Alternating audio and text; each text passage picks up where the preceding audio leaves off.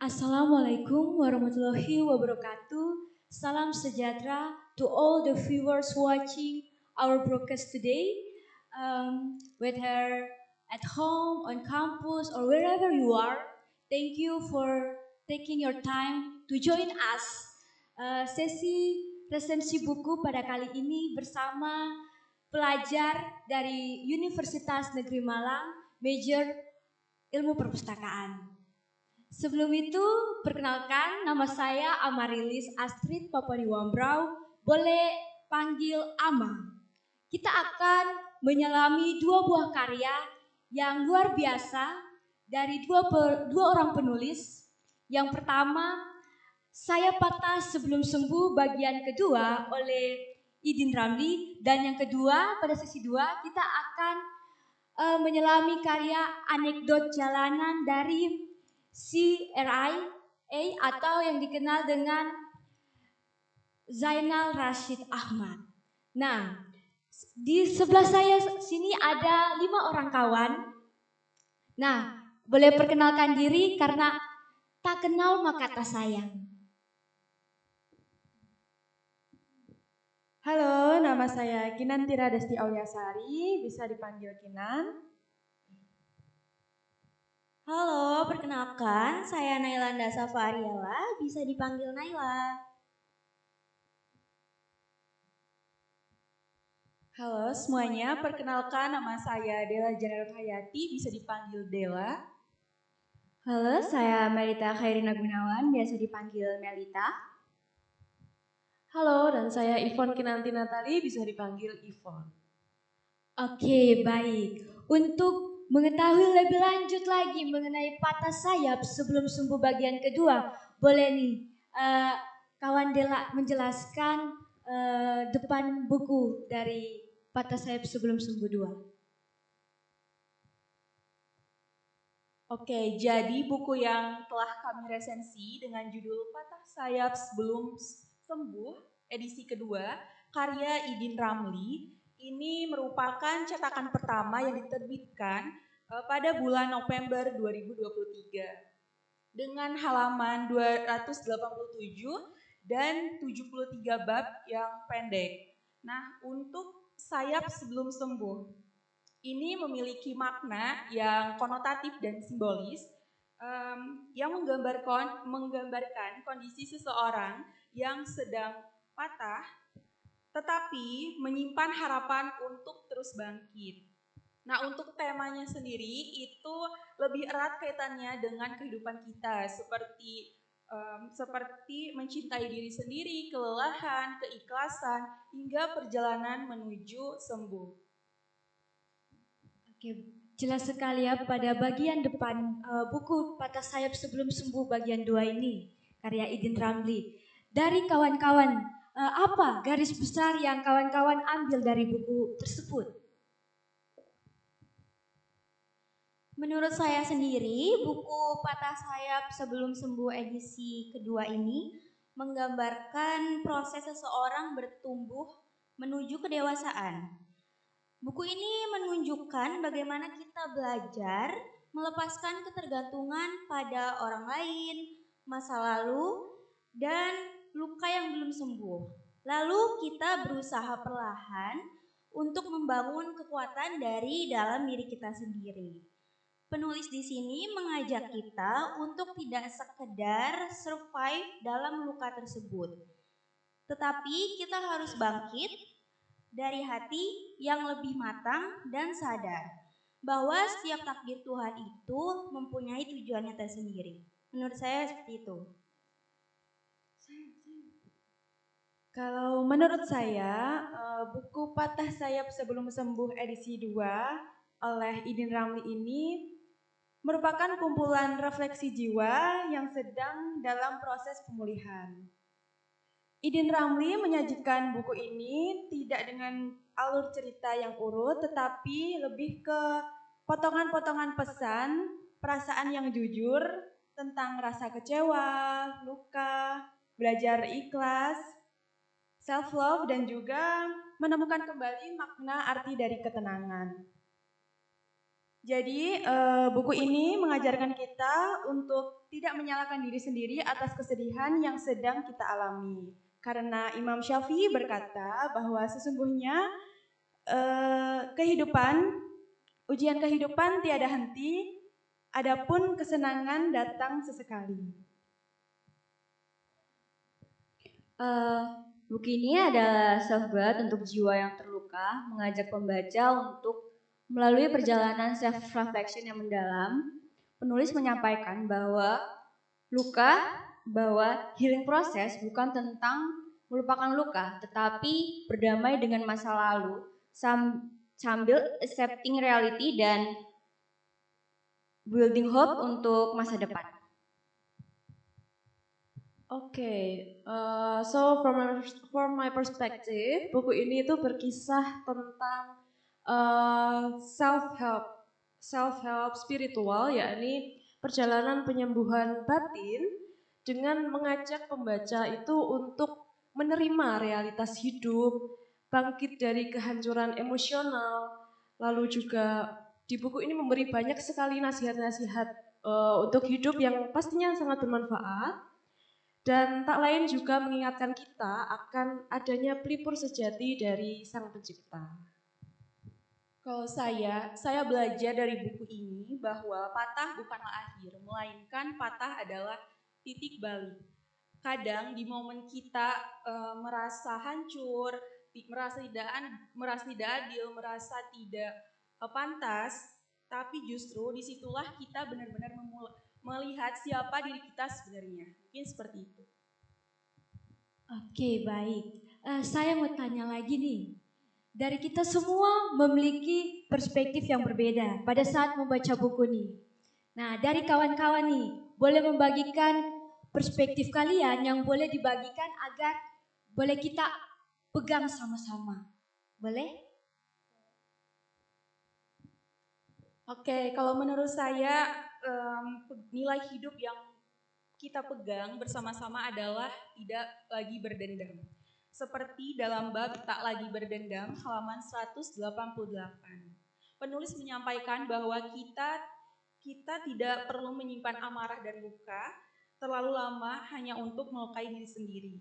Buku ini mengajarkan kita bahwa memaafkan itu bukan untuk membenarkan kesalahan orang lain, melainkan tentang memilih untuk lebih membiarkan luka kita menguasai hidup kita.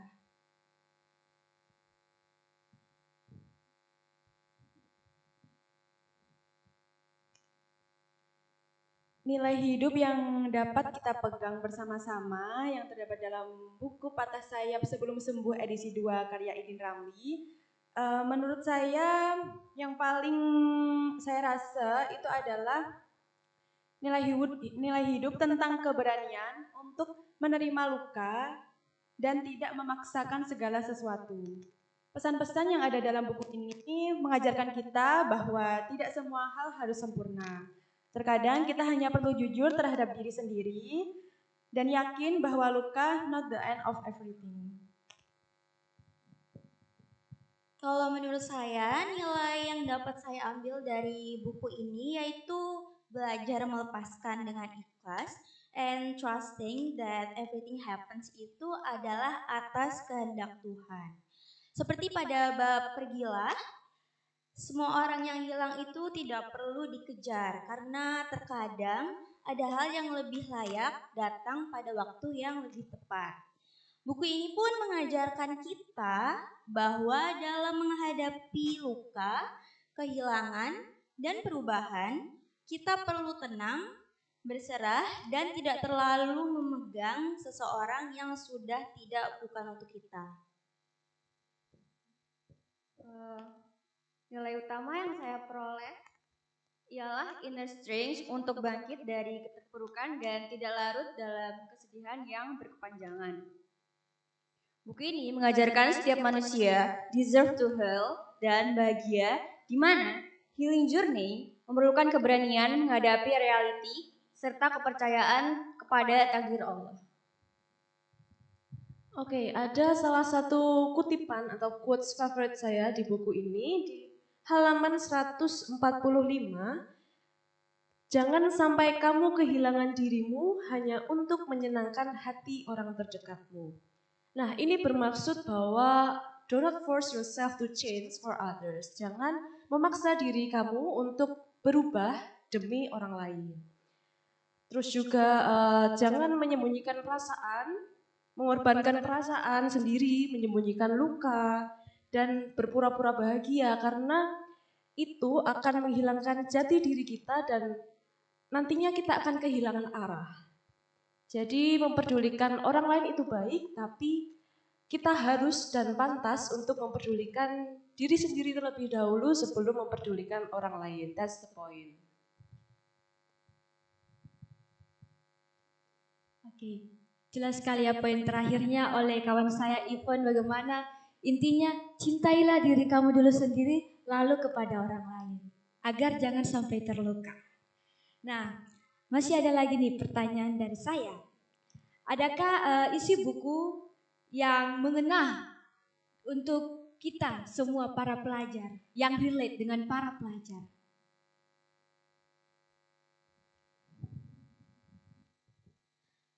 Mungkin menurut saya sebagai pelajar, buku ini relate ya. Especially dalam hal kekecewaan, overthinking about the future, ataupun patah hati. Dalam patah hati tersebut terdapat dalam bab terbuang dan datang bertamu. Karena di sini menggambarkan perasaan rapuh yang sering dialami oleh para pelajar karena mereka kehilangan seseorang. Lalu di sini kita diajarkan untuk tetap sabar dan ikhlas bahwa takdir Tuhan itu akan selalu datang tepat waktu.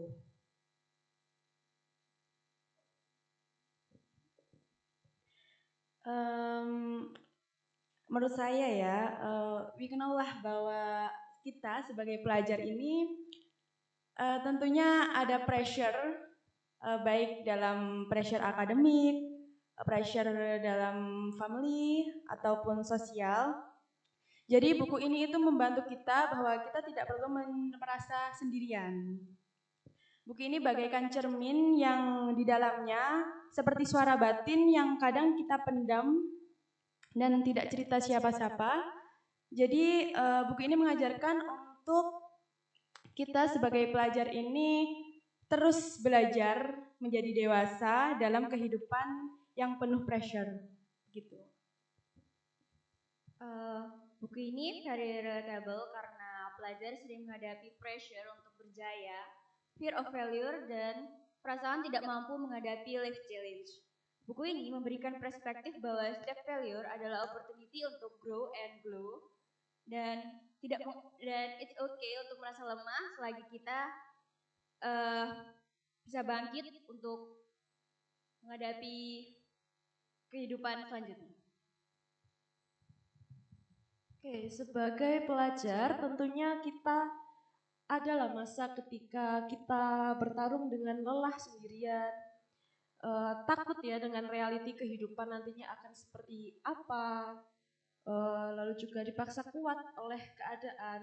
Seperti tertulis juga di buku di halaman 167, dikatakan bahwa menjadi semakin dewasa itu berat. Semakin meningkat usiamu, semakin menimbun amanah berbeban di bahu. Buku ini menyadarkan bahwa setiap orang itu ada waktu masing-masing untuk menuntaskan kekusutan di kepala. Jadi jangan meremehkan diri sendiri ya. Jangan meremehkan diri sendiri karena setiap waktu itu akan berlalu dan akan menjadi masa lalu. Seperti itu. Mungkin kalau untuk menurut saya sebagai pelajar itu sangat relevan, khususnya di bagian bab membahas tentang sempurna pada halaman 194. Banyak dari kita yang sering merasa harus terlalu sempurna, harus terlihat kuat. Nah, menurut saya buku ini tuh sangat membuat saya sadar gitu bahwa mengejar kesempurnaan itu melelahkan. Jadi untuk sekedar cukup itu udah lebih dari cukup. So, tidak apa-apa kalau kita belum sampai ke titik yang lebih ideal. Mungkin seperti itu. Oke, jelas sekali yang sudah disampaikan kawan-kawan bahwa yang penting perbaikilah diri kita terlebih dahulu ya. Lalu bagi teman-teman yang suka sekali dengan quotes-quotes yang menguatkan, boleh sekali membaca buku Patah Sayap Sebelum Sembuh bagian 2 ini. Banyak sekali yang nak kita bincangkan, tapi kita harus kembali lagi ada sesi berikut, sesi 2. Jadi pada intinya yang saya boleh rangkumkan di sini bagaimana mengingatkan kita tak apa jika belum pulih sepenuhnya, yang penting kita terus melangkah, keep going. Semoga buku ini bisa menjadi pelukan hangat bagi siapapun yang sedang berjuang. Saya ucapkan terima kasih kepada kawan-kawan yang boleh berani berbicara bukan secara nyata di sini, tetapi di sini adalah suara hati. Kiranya boleh menguatkan kita semua. Baik, bagi kawan-kawan boleh kembali lagi ke tempat. Terima kasih. Terima kasih.